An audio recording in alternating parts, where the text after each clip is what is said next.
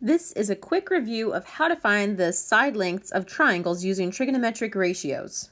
First, let's review what our trigonometric ratios compare. Sine compares the length of the opposite side to the length of the hypotenuse. Cosine compares the adjacent to the hypotenuse, and tangent compares the opposite to the adjacent.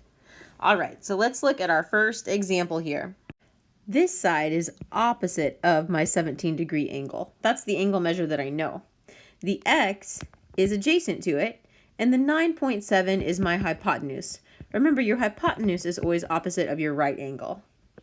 So in this case, I need my adjacent and I know my hypotenuse. Which ratio compares the adjacent to the hypotenuse? That would be cosine. So I can write an equation that says that the cosine of 17 degrees is equal to the adjacent over the hypotenuse, which is x over 9.7. Solving for x, I multiply both sides by 9.7 and arrive at 9.7 times cosine of 17 equals x. Type that into your calculator. And my calculator tells me that x is equal to 9.3, and that's reasonable. It's a little bit less than my hypotenuse. Why don't you pause the video and try the next one for yourself? Hit play when you're ready to see the answer.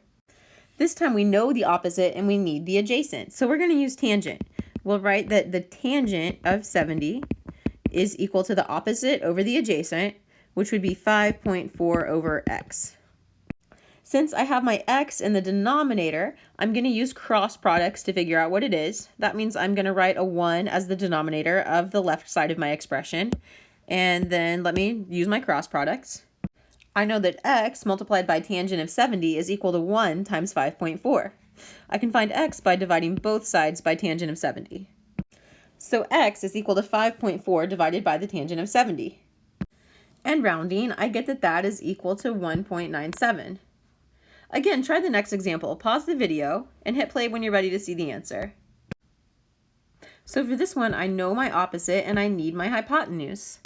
The ratio that compares the opposite to the hypotenuse is sine. So I'll write that sine of 70 is equal to the opposite, which is 8.1, over the hypotenuse, which is x.